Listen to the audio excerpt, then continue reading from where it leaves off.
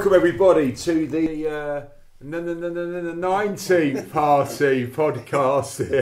The Paul Hardcastle. I told you I'm going to keep going till we hit 50. He keeps complaining at me that am I going to keep going? It's the 19th, it's the 20th, it's the 21st. So it's myself, Kevin Clark, Ian Hart, of course. And this week I'm really pleased to say we're joined by Bob Booker, ex-Brentford and Sheffield United player, as well as being legend. Sorry, That's a legend. Read your notes properly. That was a misprint. That was a misprint there. Look at that. And of course, former assistant manager, caretaker manager to likes of Mickey Adams, Mark McGee at Brighton. But you were saying it's about 6 or 7 different managers at Brighton that you've. Yeah, I think so. I mean, it's Stevie Coppell, Russell Slade, Martin Inchwood, Mickey Adams twice, Mark McGee, and Peter Taylor. So quite a different spectrum of different managers, and I had to sort of adjust and work my way around the way they wanted to work. Some of them I socialised with, some of them I didn't, but I ended up having good working relationships with them and probably having to prove myself sort of 5 or 6 times, which was a bit of a task in its own, but thoroughly enjoyed it. And what was your highlights, would you say? If you're looking, not the playing side for a side, just looking at the management side, if you were picking out the moment which is your real high, buy the book, Kev. This might be a little nugget for the book. There were some great moments.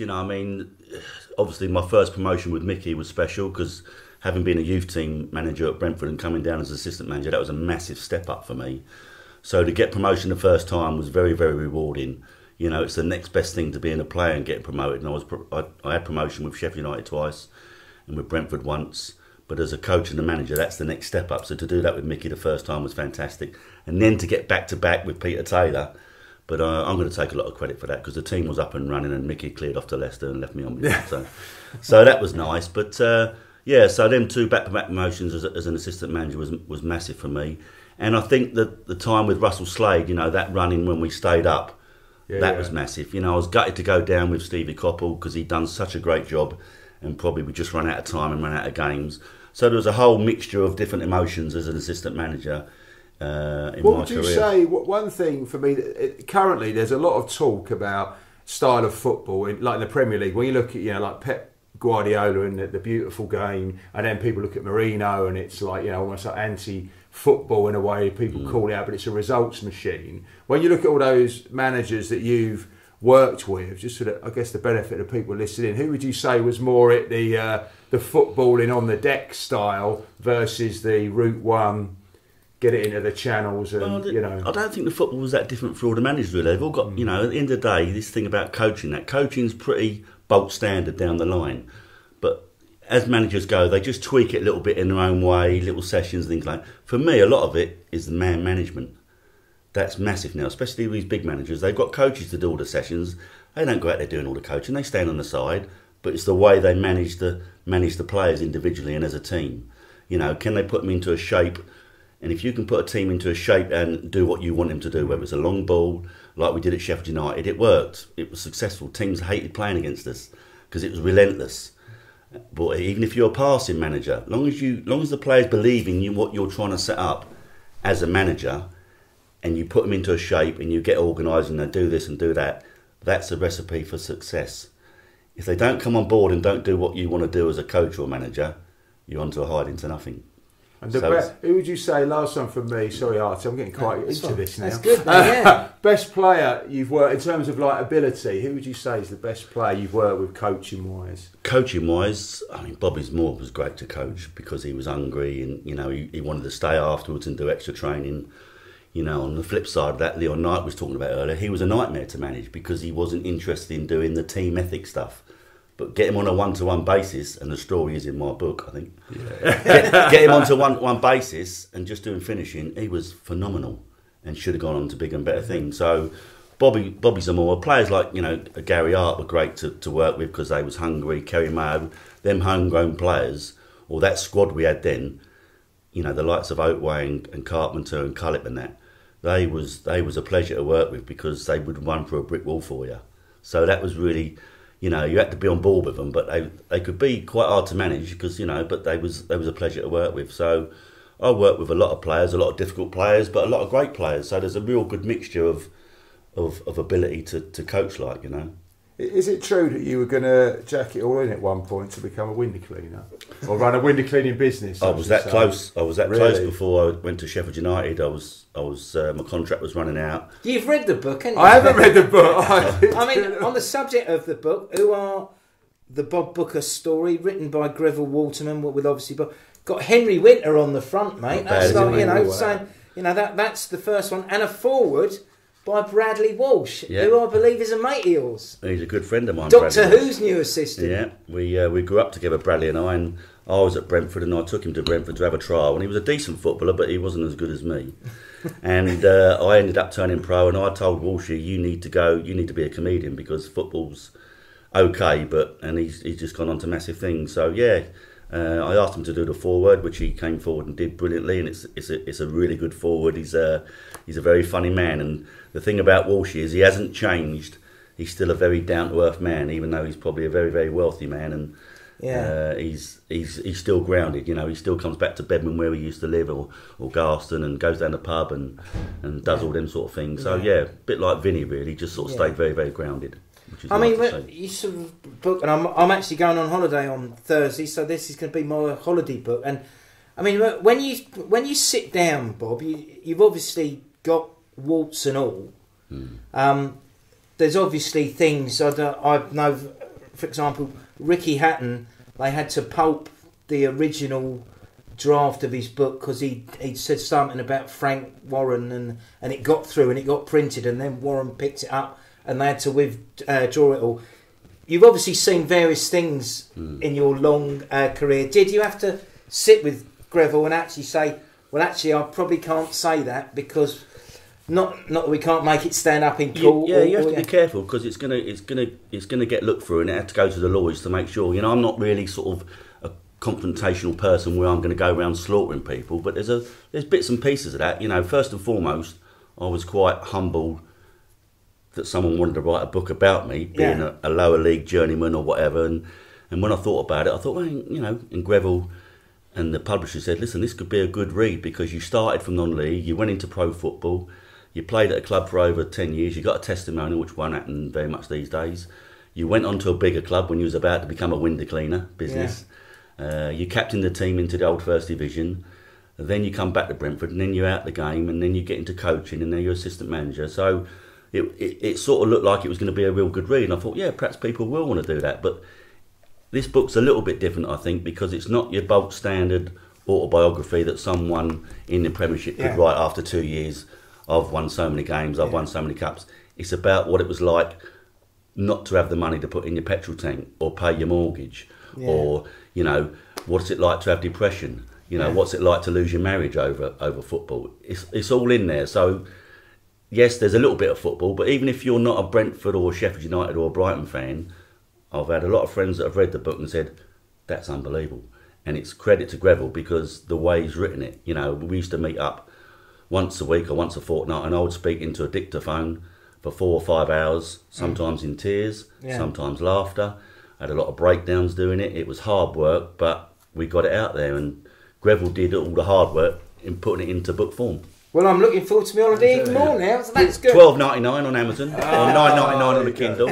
Just be careful what you say about Harty. We'll get a super injunction out on you. Right, so what we've seen in the Premiership this weekend then, Kev? Exactly. Well, I think, reflecting on the weekend, I was quite interested. Teams like, Bournemouth, Brighton, Burnley, Huddersfield, all, I was going to say scraping 1-0 wins, tight games. But these are sides we've spoken about before, Bob, actually on the podcast here, about do we think they've got enough to stay up? Because they're really, I know it's like, 10, 11 games in, we're getting into that point of quarter, third of the way of the season. What's your take on that, gents? Do you think those four are going to just go from strength to strength? I mean, Bournemouth out of the bottom three now for the first time. I would hope so. I mean, we both went to Swansea. I couldn't really...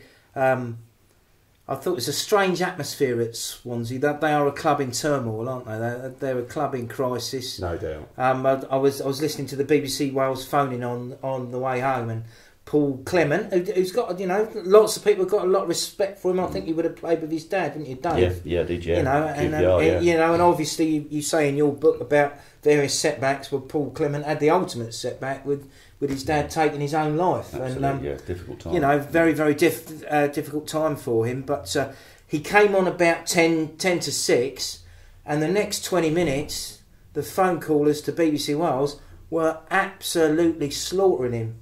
And the one right on the back of the interview said, if that's what he thinks at this time, he needs to go tonight. Wow. That was it was really. I mean, coming from a phoning background, it was really kicking stuff. They had a good presenter. They had Nathan Blake doing the sort of Johnny Byrne role. So Nathan Blake sort of, obviously been around the block a bit, and ex-Sheffield United player. And that was. So I think Swansea, I think they're in serious trouble. I'm not sure we've touched on Bilic has obviously gone today, and they're going for David Moyes, so we believe. I'm amazed at that. I don't know how you guys feel, but David Moyes. We're going to talk about managers later, but that's incredible. But Bilic, I know he's gone now, but he almost looked like a man when he was being interviewed after that Liverpool game that was just saying, just sack me now. He just didn't. You could. Do you think he'd been told to carry on? Do you think he'd been? I mean, do managers get told that, Bob? Do you get told at 12:30 if you don't win today, you're out? Yeah, it has happened, isn't it? You know, sometimes listen, they might pull you in and say, listen, we're going to give you 3 games and give you an ultimatum. That's the way. That's the nature of the business. It's geared up on results, but. Yeah, you're right. He did look. I think his body language, even the last couple of games, even when we played over there and give him a right good hiding, you could probably see like he's sort of saying, "Look, I'm going to keep going." The managers keep saying it. I'm going to keep getting on with my job until I'm told different. Yeah. So they know it's coming, but how soon after the next game? And obviously, it's taken its toll today. And I mean, going back, and we will touch on this later on. About managers, and you mentioned about your window cleaning around. And various, not having enough money to put in your tank, in your petrol tank. We've almost moved up to a different level now, haven't we? Where Bilic, they don't actually have to work, do they? Because they are financially. He'll walk away financially secure now. Yeah. I did see on his Wikipedia page that he did get divorced in 2007, so that might have cost him a few quid. but it's just it is. It's the same with all these guys, isn't it? It's really? A different. When you're working up in that Premiership, whether you're a player or a manager, if you do it right, what profession do you get the sack and get a job a week later? Or if you don't get a job, if you're in the Premiership, you go straight on Sky Sports and do punditry. Yeah. Next thing you know, so their faces are straight out there, aren't they? Especially in the Premiership. And as we're going to talk a little bit later about managers that aren't so well up there. Yeah, dropping. But I mean, I remember Mark Lawrenson saying about punditry. When he was at Peterborough, and he was at Oxford as well, wasn't he, as a manager? And he said that when he left management and he went on to Match of the Day, and he said the difference is when I leave BBC Television Centre, there's not a demonstration going on outside wanting me sacked. He said, and that's the difference. Give it time. I can say what I want, and then I just get in my car and drive away. Well, that's it. When you're in pro football, even at my level, assistant manager, it is your life. It's 24/7. And I'm lucky enough to still work down at the football club now. But if the team doesn't win, yes, I'm sort of disappointed because it's good to me, the club, so you want them to win. And I work down there doing media and hospitality work. But I can now go away and shut the door and have a social life with my wife and not have to worry about the result too much. Whereas if, we used to lose on a Saturday, my wife would know that I'm not going out Saturday night. It's in my head. Are we coming Sunday? Are we going to train the lads? Are we going to watch the DVD? And you can't put it always get that. I mean, when there were some bad results, and for the great times that we had that terrible run in 2002, when Hinch was there. It was tough times, yeah. And we lost all those games. Did you ever go out on a Saturday night and get accosted, or? I would never go out, that's for sure. Really? Once we'd lost, I wouldn't want to be seen in a restaurant. The only time I did that when we got beat was Mark McGee's first game. Yeah. And we got done 4, I think, at home to Bristol City. And I only met him the day before and done the press conference, and he said, we're going out of town for a beer. I said, we can't do that, Gaffer. He said, we're going out for a beer. If I say we're going out for a beer, we're going out for a beer. And got seen and everything by a few of the fans and everything. And come the next morning for training, and John Keeley come in and said, oh, you two had a good night out last night then, did you? And the Gaffer said, yeah, we had a good night. Yeah, what's wrong? He said, well, all my mates saw you, said you was having a right good time, and you just got beat. He said, you tell your mates wait till we've won a game, then they'll see us drunk. Well, no, But it's not the thing I sort of went, I was happy doing. That's a fair point, though, and I can see his rationale there. That he's gone out and said win, lose or draw. Didn't want to hide. Yeah, no, it's good. But as a player, I would never have done that after a game, especially in Sheffield. You'd get absolutely slaughtered if you were seen out having a beer, supposedly enjoying yourself, and you've just been beaten and not done the business. Because Koeman was out, wasn't he? I can't remember which presenter it was on Talk Sports. I couldn't believe it. This one, Koeman was doing a job at Everton, and it was right in the middle of this run of defeat after defeat, and he was out in town, out in the restaurant, and all that sort of stuff. Yeah, there's nothing wrong with that if it's done in the right way. You know, I might have gone out and had a quiet meal somewhere, but I wouldn't be good company because we just got beaten. It'd be on my mind, so I might as well sit indoors and drown my sorrows at home. I can remember this going back in 91, 92 when we went down. A very young John Robinson, who later went on to play international football, did a big thing in the Argus long before social media. When the results and the performances, it was actually more the performances than the results. You can win a few, you can lose a few, but the results. And Robinson was only about 19 and actually went on the back of the Argus and said, well, it's all right for you lot, the ones that don't live here. I've got to go out on a Saturday night and a Sunday lunchtime and mix with people that I've grown up with when the performance is like that. Yeah. And I thought it's quite brave. And it's all moved on now, isn't it? Social media, a professional footballer now. He's a highly tuned athlete. He's paid vast amounts of money. He's looked after. He's put up in the best hotels. He's watered and fed. He's a commodity to the club, so he's got to set a role model, and he's got to do it right. Yes, we go back to the old days. Yeah, we go out and have a few beers, which we did. We worked hard, we played hard. But as you get bigger and bigger, and everything's out there now, you've got to conduct yourself in a slightly different way. I think no more Frank Worthington, Robin Fridays, or Rodney Marshes. Then no, nothing like that. They're all gone. They've all gone them days. Gone. Characters. So to the topics today, we're touching on part of it here. Really, we're going to look at managers and almost like the forgotten men of management who suddenly seem to become unemployable. We talked about managers on the management merry-go-round before, always seem to get a job regardless of performance. But there are some that seem to fall by the wayside. So we're going to touch upon that. We're also going to look at foreign ownership of clubs and the impact that has, and I guess the recent announcements about Arsenal and Everton and Usmanov's role in all of that. We're gonna touch upon that as well, and then wrap up as usual. It's allegations rather than announcements, because I'm sure Usmanov was there. But this is the other thing. For Panorama to put something out at 6 o'clock on a Sunday night, the BBC must be fairly clear cut what they're doing, don't you think? They wouldn't know it's right. They wouldn't put it out. They wouldn't put that out. But we'll touch on that. We'll talk about the managers first. But that could have serious connotations for the whole of football, really, and basically the football at the highest level. But we'll go on to the managers. Obviously, Bob, you mentioned that you'd been an assistant manager at Brighton 7 times. You were a very successful caretaker manager. I think you were undefeated, weren't you? No, I got beat away at Brentford, which was one of my other clubs. But first, that was the first time you were undefeated, weren't you? But so you've got Mickey Adams, Peter Taylor, Mark McGee, all people that you've worked with some success as well. Obviously, a championship win with Mickey, a championship win with Peter Taylor, playoff win with Mark McGee. None of them in work at the moment. Basically football people, not old men.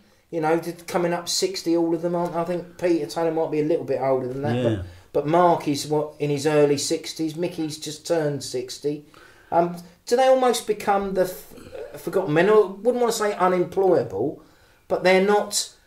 It's like that management merry-go-round that Kev's spoken about. They're not on the list. Yeah, they're not on the list. They're not up there with the big boys, are they? So unless you're sitting at home as one of them managers, the phone ain't going to go unless you pick it up and do something about it, or you want to get back into it, or if you've still got an agent, does he push you towards a job, no matter what level it's at? You know, the likes of Mickey now has sort of not had a job for a while, but he's working with the Premiership now. You know, I haven't spoke to him, seen him soon when we're coming down to do the Amex thing, but it might be, well, hang on a minute, I'm not in the game at the moment, but I'm enjoying myself, because when you're in football, you're in a bubble, and you're just going with it, and it's your blood. You know, having been out the game for 2 or 3 years now, I probably wouldn't go back into it now, even if I got a phone call. Really? Because that was my question, because are some of these managers where we think they're sort of off the list, is it that they've just... They might not want to get back into it. They've got to 60, they've done what they want to do, yeah, and maybe they don't want to. And what I'm quite intrigued in as well, it's a bit like they used to say it was harder to get out of Sven-Göran Eriksson's England squad than it was to get in it. And is there a bit of that with this management merry-go-round? You wonder, like, what have you got to do to get off the list? And we mentioned David Moyes earlier. I mean, he's doing his best to get off the list after Man United, and was it Sociedad in Spain? Yeah, and then Sunderland. Well? Then Sunderland. He didn't get sacked at Sunderland, did he? He just left by mutual consent. Yeah. But then here he is being. I mean, that is a big job at West Ham. A big job. You think he's going to keep him up, though, don't you, Bob? Well, I think looking at it, yes, he has. That's what I said earlier. You know, you get a sack from one job, and the next minute you have on Sky Sports, or you get another job, which is quite bizarre in that profession. But David Moyes, his record of not getting beat, he's good at setting teams up, and so West Ham would probably looked at that and thought, yeah, he's got them results. He's hard to beat, and that's what West Ham need at the moment. Whether it's still the end of the season, they need not to get beat, and not get beat very quickly. Otherwise, they're going to be in free fall. But again, is it just that, you know, we go with these chairmen picking these managers and the merry-go-round? Fans' appointment, is it? If you're looking at one to inspire the fans and get the fans on side, that is not an appointment to do that. Using that rationale, then, Bob, what word were you surprised Palace went for Hodgson? I was actually, yeah, I was. You know, being the ex-England manager, I think it was a great signing, because I think he's a good coach. And he's got Ray Lewington with him, and they're a good team. But it's all about results, isn't it? You know, I think they're slowly improving, Palace. They're slowly improving, but it's got to happen sooner or later, because you know, then things start to tumble away. I mean, Kev, you and I are both fans. I mean, when the Palace appointment comes, do you think the majority of Palace fans, do they think about the Iceland game, or do they think about getting Fulham into the Europa League final? That's a good point. Well, people like them West Ham fans now, they're looking at David Moyes, got the sack from Sunderland, sack from Spain, sack from Everton. No, sack from United. Sack from United. Yeah. That's what they're looking at. How can he keep West Ham up if he can't do anything at them clubs? That's what they'll be thinking as fans. Yeah. And I'd probably be thinking that as well. But the board, are they thinking about his actual credentials? He's been at the top end of his career as a manager, you know, at that level. What are they looking at? The fans aren't always wrong, are they? No, you I can don't see know where they're coming from. I mean, you can see where they're coming from. Roy Hodgson. I mean, I would be thinking more Iceland than Fulham, to be honest. And part of that maybe is you question, and this might be wrong, but you question maybe ambition at a certain age and energy and drive. Do you think, like Roy Hodgson, not being funny, he's 70 years old. He's been there and done it, isn't he? He's had international management, he's managed abroad, he's managed in this country. He's done incredible. Like the Fulham story is amazing, isn't it? Europa League final and all that sort of stuff. So you sort of, I suppose, if I was a Palace fan, I'll be questioning, have I got someone there with the energy, the drive and the hunger to still, does Palace really matter that much to him at this stage of his career? Is he going to keep them in that division? Because someone said it as we were driving back from Swansea on Saturday night, and they actually said it at Sunday Football yesterday. We're glad we went up last year, because that Championship this year, I mean, you went to see Sheffield United Saturday. There's about 8 or 9 teams that are in that mix. Yeah. Well, look at teams like Fulham now. Fulham had a flying finish last year, didn't they? Most people's favourites in the playoffs to come up. Now look at them, you know, because it all changes, doesn't it? So again, I still go back to, no matter who in the job, you know, them West Ham players now. David Moyes' first training session tomorrow, he's got to make an impression. They've got to buy into him, whether they know him, whether they've played for him before at another club, or he's on that training pitch, whether a coach is taking a session or when he speaks. They've got They have got to take on. I'd love to be a fly on the wall for those players. But then, because you've got a different, you've got a changing culture at West Ham now. You haven't got the Essex Massive with a few foreign imports. You've basically got the United Nations and a very highly paid United Nations there. Not having a predominantly English-based dressing room, is that going to be a factor, Bob? That's going to be hard for him as well, I think. Really hard. I'm sure Lanzini can't wait for David Moyes to arrive. You know, a creative. I don't know. I really don't see. I look at you talk about if you flipped it the other way, like a visionary appointment. Someone, Brendan Rodgers has just done the record in the 63 games or whatever at Celtic. What more could it? Oh, he can win more Premier Leagues at Celtic. Of course, that's going to happen. Most people could do that at Celtic at the moment. But there you've got someone who you could bring into that club. And I think the fans would. There is someone with ambition, who's young, who you know he wants to manage a top 6 club again. And you would say, that's going to excite the fans, isn't it? And that's going to get them, get them going. So take your Liverpool hat off then. Put a claret and fans aren't keen on Rodgers. Put a claret and blue bobble hat on then, Kev. Who would have? So I take it David Moyes doesn't excite you. You can't believe it. Not at all. I can't. So who would excite you? If you were one apart of from Brendan, West Ham faithful. Well, one of them, obviously, my man crush. Yeah. I'd bring in Marco Silva without question. I would definitely get him in. He would excite me in terms of the play because I think West Ham at the minute, you've got that stadium there, nearly 60,000 people. They've got an amazing deal on it. Yes, they've got to stay up this year, of course, but that club, that is a big job. So I'd say Marco Silva. I'd say Brendan Rodgers. But do you think the board, with that appointment, do you think they're looking for a quick fix now? Or, end of the season. If they really believed in what David Moyes could do you think they might go, well, here's a 3-year contract. There you go, get on with it. I don't know. So he's onto a win-win really, because if he keeps them up, he'll get a longer contract out of it. So they've just sort of just chucked him a little carrot, really, isn't they? Yeah. Come and see what he do. Like when Russell Slade come. We're struggling, right? There you go. You got it till the end of the season, done absolutely brilliant, and then gets another job out of it. So David Moyes is in that position at the moment, isn't he? The carrot's been out there for him, and he thinks he can take it and produce. I wonder if he fails, if he'll finally get off the list of management merry-go-rounds. That's an interesting. How many failures do you think you can have, Bob? Exactly. No. But there must be an optimum time where fans. Because of the mass media. Paul Ince has had a few tough gigs, hasn't he? And he seems to be off the radar at the moment, for example. I think a lot of them, the top managers, when you're in the Premier League, and then, like you say, it could be running out for David Moyes, because they'll either be a great success and keep him up, everybody, the board will love him, get another job, and then he might go and fail the following year, and then he's back in the position he's in before. But some of them, like the likes of Ince, they might think, do I need this now? Do I really need this? You see, Ince again is probably one of the first generation of the decent money, of the really decent money. When Ravanelli came in and all their money went up overnight, so he's in that decent money. If he's invested it wisely, he'd probably be one of the few who'd be a less popular appointment than David Moyes at West Ham. Another he was hated at West Ham, wasn't he? Because do you remember when he was at West Ham? And he posed for the Daily Express in a Man United shirt. Another thing you've got to realise is that some of these managers, you say like unemployable, but they don't know anything else because they've been in football all their life. Peter Taylor, right, he's been at Hull and he's been at Leicester and then you see him at Gillingham and then you see him here and they don't know anything else. And that's no disrespect to them, but from my side of it as an assistant manager, I used to work in a furniture factory before I became a pro. So I know what the real world is about out there. So when I did pack up, I could go and do some window cleaning. Do you think Peter Taylor or Mickey Chrissy Houghton could resurrect his lift engineering career, couldn't he? But sometimes it's in them. That's all they know. Yeah. So they got to wait for a job whenever it might come round. So they could be out of it for a little bit of a while. All of a sudden, Mickey Adams might get a phone call. He stops working in the Premier League and think, because that's his life. He's been a manager most of his life and a player.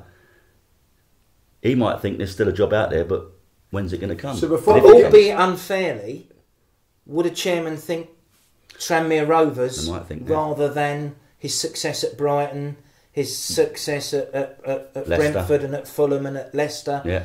will they think you're only as good as your last gig, and his last gig is Tranmere Rovers? So, Well, if I was a chairman of a football club and I saw Mickey Adams' CV, I would say it ain't bad, is it? no, it's superb. It's superb. When you have a look at When it. you have a look at it, But you have to. But then you think, you know, You weigh it up. He got All right. tucked up at Coventry. I know. I think he's a good man. I would like to see him back. But I think Mark McGee is, you know, as well. You mentioned Stevie Coppell. yeah. I didn't think he was in work, but you say he's working in India. India, yeah. Amazing. There's money in that Indian Premier League, isn't there? On the Is it subject- Gus Boye there as well? Is Gus No, there? Gus was in China. China, that was it. But he was in. Someone was saying when at the weekend that he had to stay in China while they sorted out his severance package. He couldn't leave the country Right. because it was all still going on. But I think he's out now. On the subject of foreign football, we're obviously going to move on to this foreign owners. Obviously, in the last 24 hours, the BBC have gone out on a limb and put this panorama out. They have been down that route before. Do you remember the panorama with the agents? Yeah. Alex Ferguson's son. Kevin Bond and Sam Allardyce's son. The hidden cameras and all that, yeah. But it all ended up with nothing, didn't it? Petered out, didn't it? No to one be was honest? out. Although Kevin Bond never sued the BBC like he said he was going to. So 6 of one and half a dozen of the other. But obviously the main crux is this thing about these offshore things. But So what's your concern, Harty? If this proves to be true? I don't. It's not a concern, but it's just we don't really know what's going on. I mean, I've got lots of Everton friends, you know, and they were raving about this Iranian bloke taking over, and he was going to make them a top 7. Well, they were a top 7 club. They were going to push on, though. They were going to try and get in the Champions League. There was going to be this open checkbook for Ronald Koeman. And but what happens if it's all actual Arsenal money, and they're effectively Arsenal with a parent club without people knowing?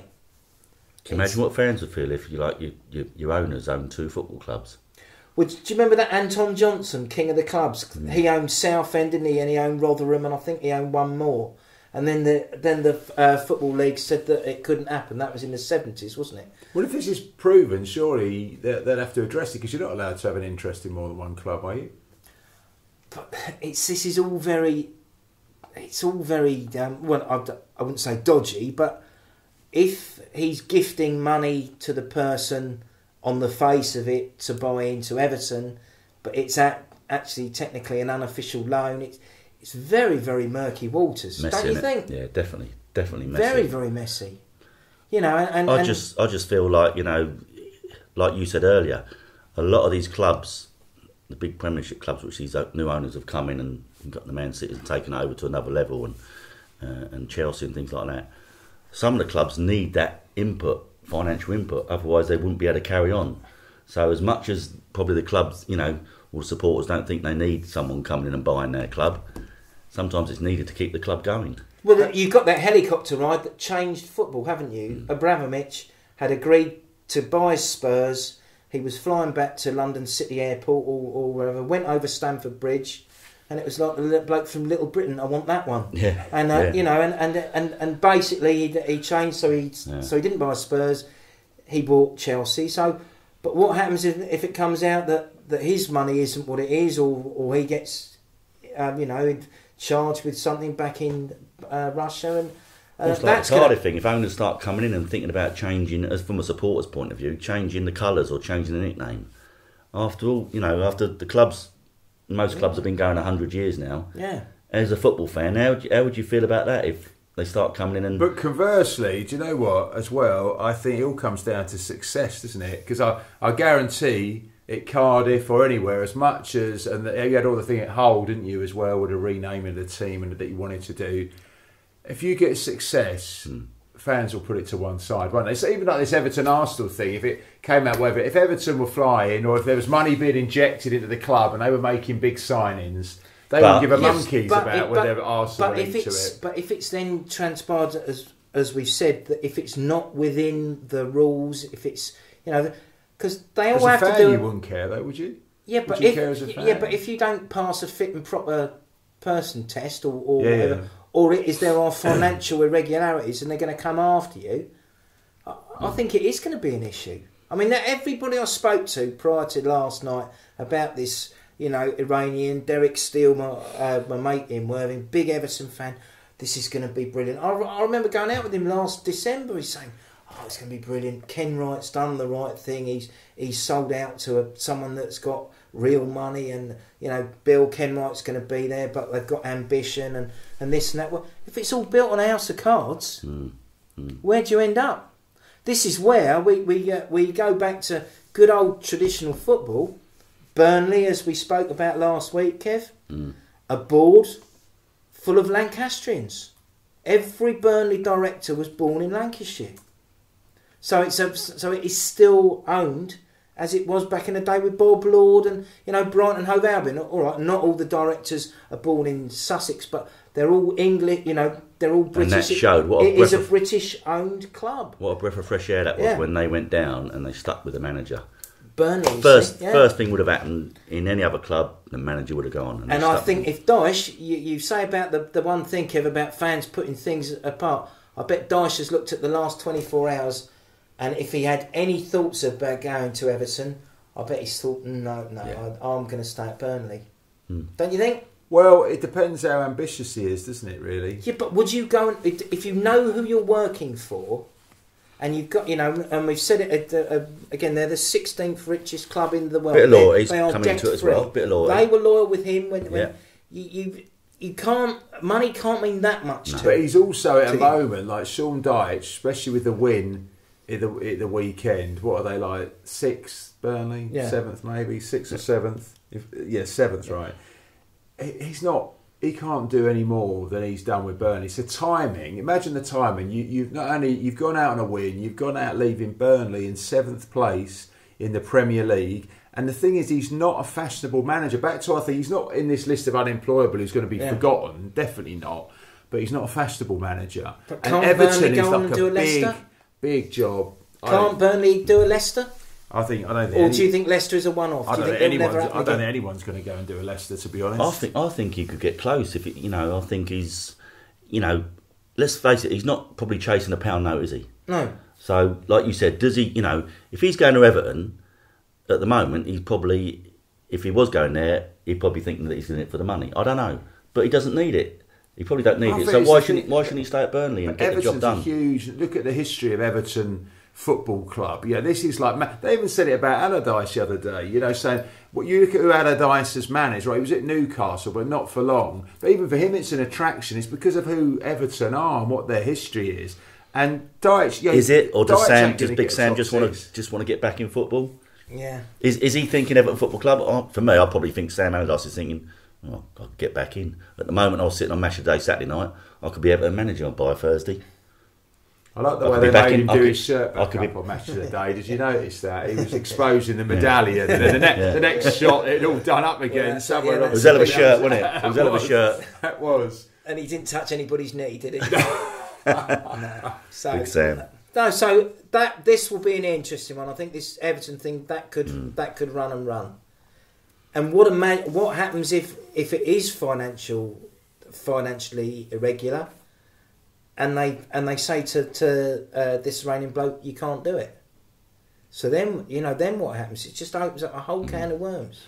We're going to have to watch with interest, aren't we? Certainly watch are. With interest. We certainly are. So Bob, we're on to our wrap up of Super Cool versus Major Tool in terms of your nominations. So we're going to start with Super Cool. So Bob, for you, over this past week, who's your Super Cool nomination? Well, I was up at Sheffield for the weekend promoting the book, the Who Are Bob Booker story, written by Greville Waterman. Thought I'd get that in.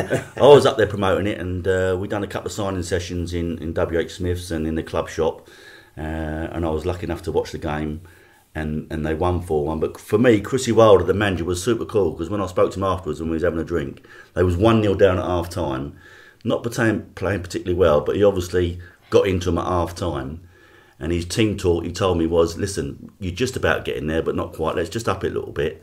If you get one, we'll win 4-1. And that's exactly what they went and done. So he must have been having a large cigar on at the end of the evening, having done that masterclass of a team talk. And they come out and they just steamrolled for the second half. So he was Mr. Cool for me on Saturday, Chrissy Wilder, the way he just went around his business. So, yeah, Chrissy Wilder for me. How about you, Harty? Well, there's a number of candidates. Obviously, the third choice Tottenham keeper coming in and getting a clean sheet, albeit against Crystal Palace. I have to say, sort of patriotically, I was pleased to see that Gareth Southgate's latest England squad had 16 players that had played in the Champions League last week, which I think is really good, because that's a good stat. He missed out on his stats the other week. He's come back with a vengeance. 16 players, because we always had the thing. Oh, Chelsea only had one, and so had. So I'm going to go with that. I think to now have 16 England squad players playing in the Champions League shows that we are moving in the right direction.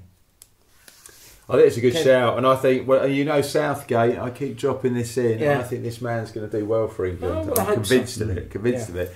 Mine is, and I know you might accuse me of being a bit parochial with this one, but I don't normally, nominate Liverpool or Brighton, but in this instance, I've got to say, Mo Salah, 7 goals in 11 Premier League games, 4 in 4 in the Champions League. So that's 11 in 15 from midfield in his first season. I mean, he's got to be the signing of the summer so far. Yeah. I mean, absolutely astonishing performance. So I think, he was mine. Maybe giving just ahead of Everton's comeback from 2-0 down with 20 minutes to go. That's good. Yeah, the two biggies really. But and how about Harty for you in terms of major tool then? Well, major tool. Unfortunately, and I don't wish to offend anybody, but I do have to use this verbatim. I was in the pub yesterday after Sunday football, and there was a West Ham fan there who'd been to the Olympic Stadium on Saturday, and I think he left on about 66 minutes, and. He said, so it was bad enough losing to Liverpool at home and having to leave with 20 minutes left. And then I found out that the shirtlifters won at Swansea. And I said, well, that's a little bit harsh. I said, we may have a large gay community in Brighton. But I tell you one thing we do. We watch our team for 90 minutes, win, lose or draw. Yeah. Great one. Yeah. So, and they were queuing, apparently they were queuing up to get out. They were queuing up to get out there. I mean, it was like when we played them. It was crazy. It's... The good news is it's always a nice quick journey home, isn't it? Because there's the staggered exit of all the supporters. You get out of the ground super quick. But no, it's not. I mean...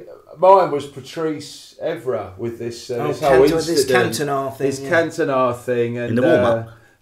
The Marseille fans, they were saying, aren't they? No longer welcome at the club. There's been banners put up, isn't there, trying to get him out of there. Aimed a kick at his head, I think, didn't he? Ahead of the Europa League game they had in Portugal. They're also saying, I think he aimed a punch at him as well. I mean, I don't know.